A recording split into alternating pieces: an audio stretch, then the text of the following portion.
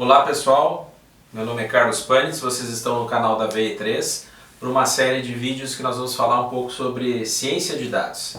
Essa área que tem despertado tanta curiosidade e interesse é uma área muito promissora para se desenvolver mudanças nos processos de negócio das organizações, e nesse primeiro vídeo a gente vai falar um pouco sobre 3 pontos a respeito de ciência de dados. A primeira coisa, eu vou falar um pouco para vocês como ele surgiu, como essa área surgiu, quais foram as bases de conhecimento que criaram as condições para essa área ela se desenvolver da forma que ela está hoje, por que ela pode revolucionar ou ameaçar o negócio de uma empresa e outras áreas do conhecimento. Ciência de dados ela não é só aplicável a negócios, ela pode ser aplicada à área do direito, à área da medicina, à área de engenharia, diversas áreas do conhecimento humano. As principais categorias de técnicas, eu vou falar um pouquinho sobre quais são, sem entrar em detalhes, nós não teríamos tempo para falar de cada uma delas, isso precisaria uma aula de 30 a 60 minutos só para começar a explicar um pouco a aplicação dessas ferramentas. Então a ideia é desenvolver ela numa série de vídeos. E por fim, nós vamos falar nos vídeos seguintes um pouco sobre exemplos práticos. Mas iniciando então a questão sobre ciência de dados, do que se trata isso? O que é essa área do conhecimento? Ela é nova, ela surgiu agora. Com esse nome ela é relativamente recente, tem menos de 20 anos sendo chamada de ciência de dados, mas alguns dos seus elementos já era chamado dentro do campo de pesquisa, do campo acadêmico, como data mining, nos anos 90, business analytics e uma série de outros nomes. O mais importante a falar sobre a origem de ciência de dados é que ela trata de modelagem das informações, dos dados que uma empresa pode captar, modelagem matemática, tratamento matemático desses dados, para gerar insights, para gerar informações que possam ajudar num processo de descoberta e de tomada de decisão. E isso só foi possível porque houve um desenvolvimento muito grande, séculos atrás, de alguns dos fundamentos básicos que hoje são utilizados em ciência de dados.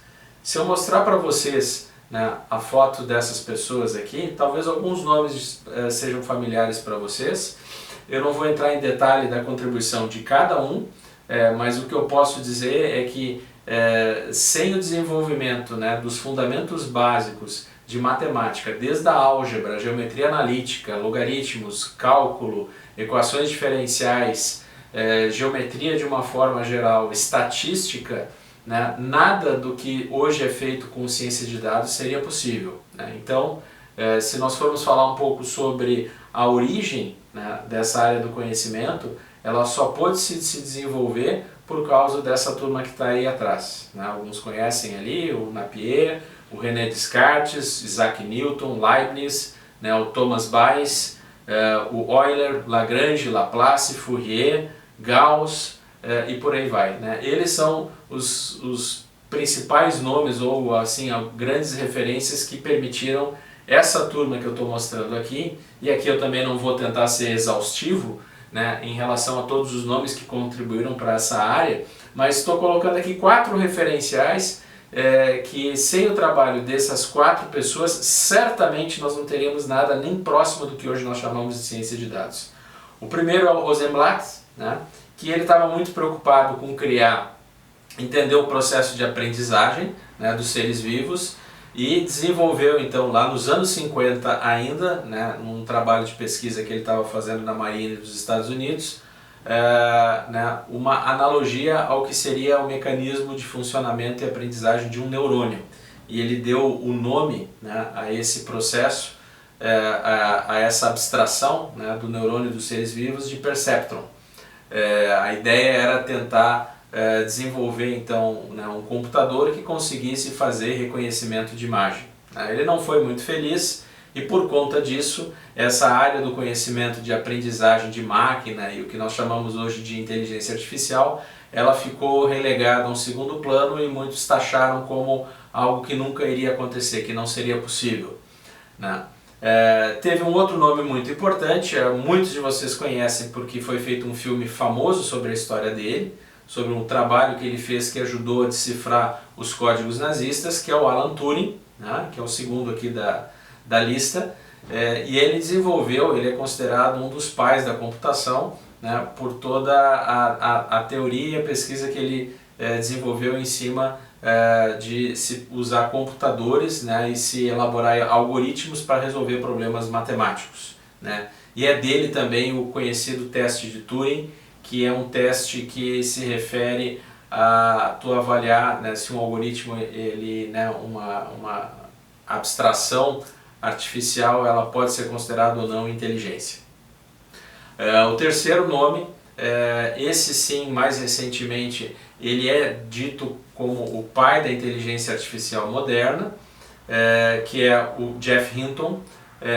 Ele é vivo ainda, né? E ele, ao contrário da maioria dos pesquisadores do final dos anos 60 e 70, ele acreditou naquela ideia do Rosenblatt, né? Do perceptron, e durante 30 anos, né, principalmente na Universidade de Toronto, ele foi desenvolvendo e aprimorando então o que seria o que nós chamamos hoje de redes neurais, que é uma das técnicas mais versáteis e mais promissoras para se desenvolver métodos que, né, se chamam genericamente de inteligência artificial, né? Não vou entrar em detalhes técnicos, mas só para colocar alguns referenciais. Lá por 2010, ou seja, 10 anos atrás apenas, se discutia em algumas universidades dos Estados Unidos se o tema redes neurais ainda valeria a pena ser apresentado para os alunos em cursos de mestrado e doutorado da área de exatas, né, no MIT, por exemplo. E por uma decisão que foi tomada nessa época, se manteve a disciplina, mas ainda sem muita ênfase, né, da relevância dela. E em 2012, ou seja, 8 anos atrás, né, o Hinton ele publicou um artigo onde ele demonstrava que através dessas técnicas era possível reconhecer milhares e milhares de diferentes objetos em fotografias. Isso chamou muito a atenção, ele ficou famoso e, né, incendiou de novo essa área do conhecimento como uma área promissora para aplicação. E o quarto nome que eu quero mencionar aqui, né, é o Vladimir Vapnik. Ele desenvolveu uma técnica que é muito utilizada em Data Science, que é um método de classificação chamado Support Vector Machine, e ele também desenvolveu essa técnica em 1960, ficou trabalhando no Hospital de Moscou, né, em pesquisas ligadas ao câncer, até que no final da União Soviética ele foi convidado, né, a emigrar para os Estados Unidos, e lá ele acabou aplicando essa técnica para resolver um problema de reconhecimento de caractere, né? A eficácia da técnica chamou tanto a atenção que ele também ficou famoso, e a aplicação e desenvolvimento dessa técnica também fez com que o interesse pelo o que nós chamamos de Data Science ganhasse mais atenção ainda, né? E notem que são casos extremamente recentes se a gente olhar, né, a história toda do desenvolvimento da computação, da matemática, né, em diversas áreas do conhecimento. Só para vocês terem uma ideia, o que vocês estão vendo aí atrás é o Perceptron Mark I, que foi o primeiro computador de rede neural feito lá nos anos 50 para tentar fazer reconhecimento de imagem, né? Apesar do tamanho, né, ele não conseguia reconhecer muita coisa, e por isso que o pessoal taxou aquilo como algo que não funcionava muito bem.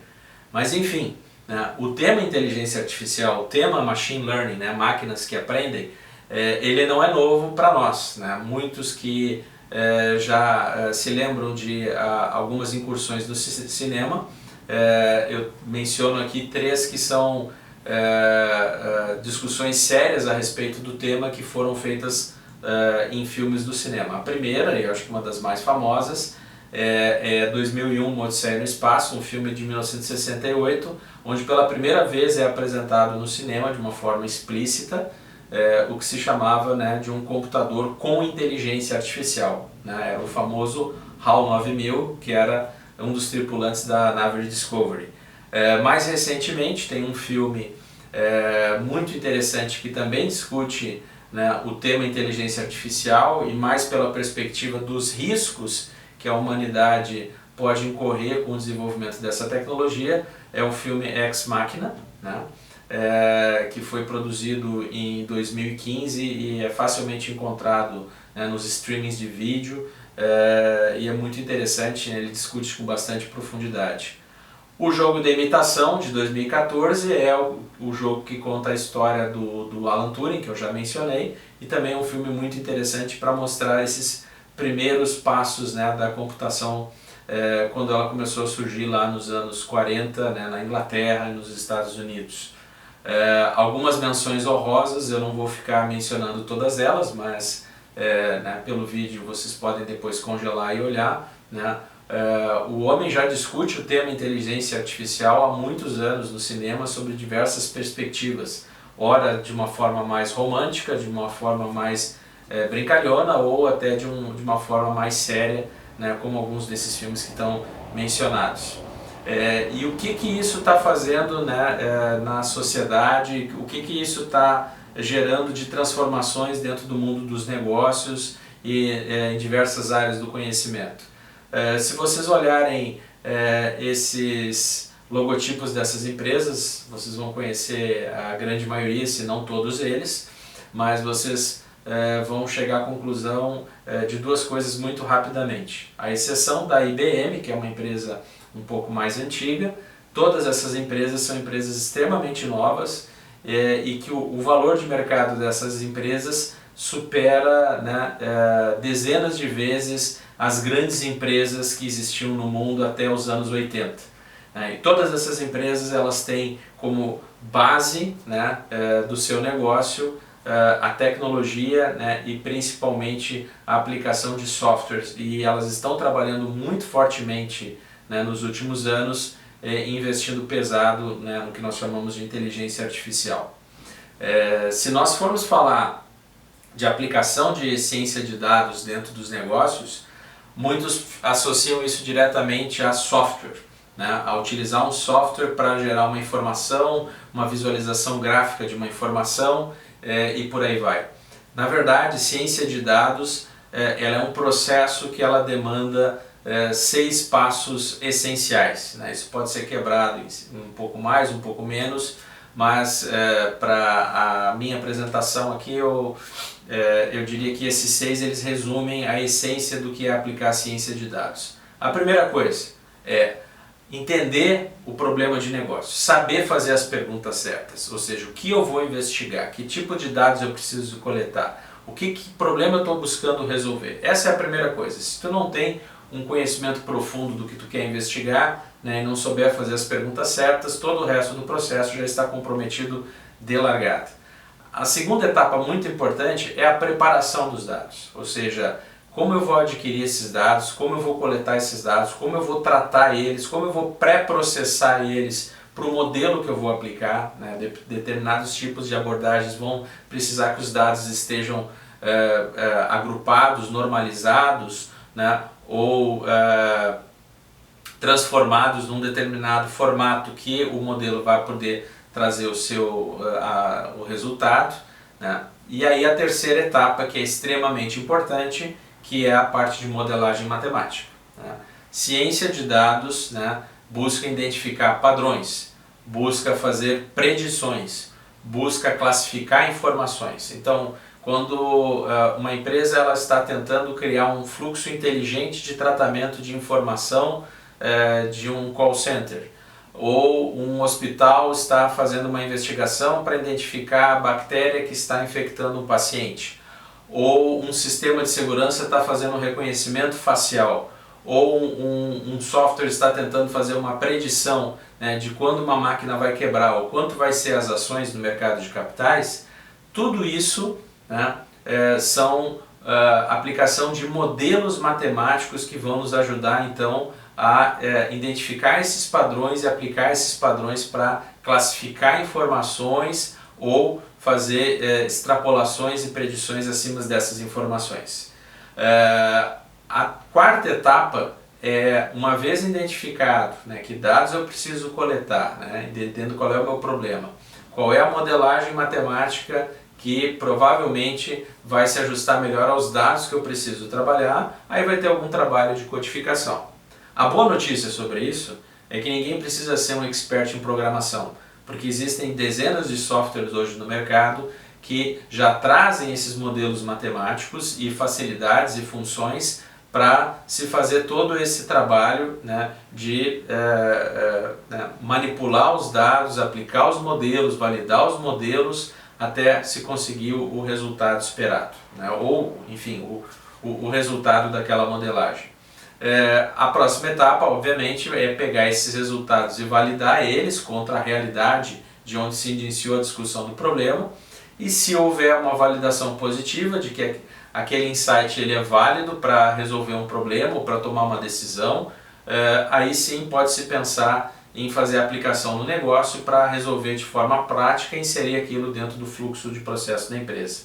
Em essência, então, esses são os 6 passos para a aplicação de Data Science. E só para deixar então, né, uma deixa para o próximo vídeo, né, onde nós vamos começar a falar das técnicas com mais detalhe, eu queria mencionar aqui para vocês quais são as principais categorias de técnicas. Então, eu não estou falando das técnicas em si, porque elas são muitas dentro de cada uma dessas categorias, mas só para situar, né, vocês dentro de grandes categorias de técnicas de modelagem matemática que fazem parte desse guarda-chuva maior chamado Data Science. A primeira se chama técnicas de classificação, né? Então, reconhecimento de voz, reconhecimento facial, análise de crédito, identificação se uma célula ela pode ser uma célula tumorosa ou não, são geralmente modelos de classificação.